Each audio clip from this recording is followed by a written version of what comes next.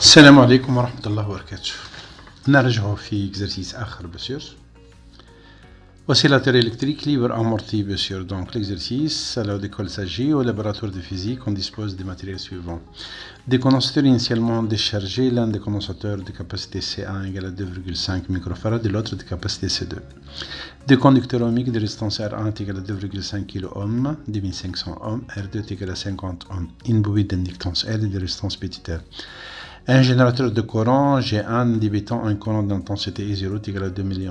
Un générateur idéal de tension G2 de force électromotrice égale à 6 volts. Un oscilloscope à mémoire numérique. Un ampèremètre de résistance négligeable. Un interrupteur K1. Un commutateur à deux positions K2. Et des fils de connexion. Pour déterminer la valeur de ces deux L et R, on réalise les trois expériences suivantes. Expérience numéro 1. Avec les générateurs G1, le condensateur de capacité C2 et l'un des deux conducteurs ohmiques, l'un interrupteur K1, on réalise le montage de la figure 5 sur 5, c'était celui-là. Et le montage interne. Bien C1.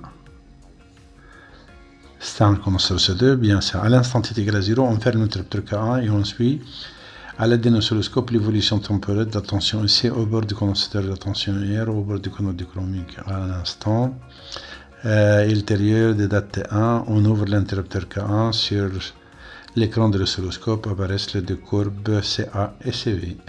Alors, قلنا أن ال UR égale à R fois I0 c'est une constante. Étant donné le courant d'intensité du courant, c'est une constante. Alors, autrement dit, c'était constant. Donc, le UR, ça correspond à la courbe CA. هي الكورب هذه بس autrement dit. الكورب قدامنا بس اللي هي constante بس. هذيك هي ال UR بس. Donc, كيش باش نقرا الفالور نتاعها بس صافي قداش بس. Donc, alors, الفالور صافي 5. باش نشوفوا كيفاش نقراو 5. Voilà, exactement. لهنا ça fait 5, كل كارو ça fait 1 volt, donc ça fait 5 volts bien sûr. على la valeur de I اللي هو 2 distance moins 3, ça fait 2,5 distance 3 ohm ولا 2,5 kilo ohm اللي هي ça correspond au résisteur de résistance R1. Alors بعد يقول لي bien sûr déterminer graphiquement قال لي PTB déduire laquelle de courbe se correspond. Ça y est, هذيك عملتها. En exploitant la courbe CB, déterminer la valeur C2. Parce que graphiquement, le UC est égal à A fois T. C'est une droite linéaire. Donc, c'est les axes internes. Donc, là, alors, c'est de la forme A fois T. A, c'est la pente. Et là où ça fait 6 sur 10, bien sûr. Donc, ça fait 0,6 volts seconde moins 1. Or, théoriquement, le UC est égal à Q sur C est égal à I0 fois T sur C. Par identification, A est égal à I0 sur C. Donc, C est égal à I0 sur A. Donc, ça fait 3,33 distance moins 3 farads.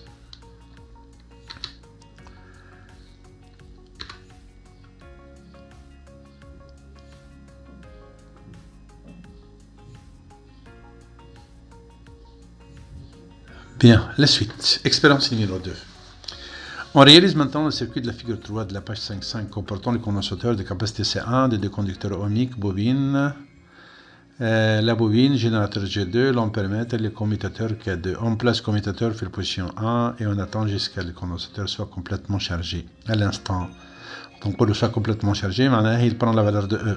À l'instant pris comme origine de temps, on bascule le commutateur K2 sur la position 2 et on enregistre à l'aide de l'oscilloscope l'évolution de la tension UC au bord du condensateur. En fonction du temps, on obtient la courbe de la figure 4. Alors, بعد ما شارجينا الكوندنساتور complètement bien sûr autrement dit, تعدينا bien sûr لهنا وهكا الكوندنساتور il va se décharger bien sûr مع شكون مع البوبين والR2. C'est clair? Bien. Premièrement, bien sûr, juste avant de basculer le commutateur K2 sur la position 2, donner la valeur de la tension UC. Quand le condensateur est complètement chargé, bien sûr, ça veut dire qu'il va prendre la valeur de quoi? La valeur de UC, la valeur de E. Premièrement, lorsque K fait la position 1, c'est la charge du condensateur par un générateur de tension idéal. En régime permanent, le UC est égal à E est égal à 6 volts juste avant de basculer K. Le UC fait le régime permanent, c'est une constante, la valeur de ça fait quoi? Ça fait 6 volts. Bien. Alors, précision en justifiant l'indication de l'ampèremètre.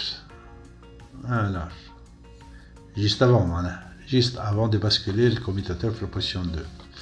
Le EC fait régime permanent est une constante. Donc le EP est égal à C fois la dérivée de EC sur de T est égal à 0. Pourquoi? Parce que le EC est une constante. وتتذكروا في الRC قلنا أنه en régime permanent le condensateur se comporte comme étant un interrupteur ouvert.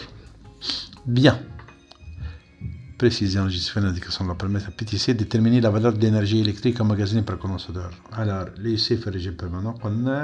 Le EC fait régime permanent, ça fait 1,5 de C fois E au carré, donc ça fait 45 10 moins 6 joules. Déterminer, ça va. Deuxièmement, le commutateur fait position K2, placé à la position 2. Alors, déterminer la valeur de la pseudo-période des oscillations électriques obtenues dans... Alors, je vous me lire.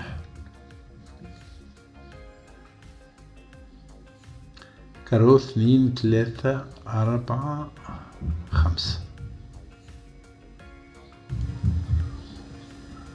bien يقول لي لهنا انه là ça fait donc pseudo-période 2 pseudo-périodes et T sur 4 on a 2,25 pseudo-périodes ça correspond à la valeur de 20 millisecondes.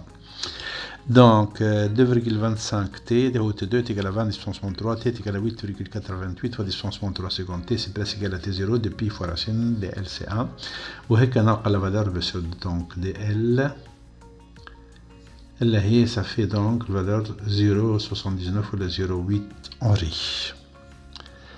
PTC, précision en justifiant la nature électrique ou magnétique d'énergie électromagnétique emmagasinée dans le circuit à l'instant T2 est égal à 20 millisecondes.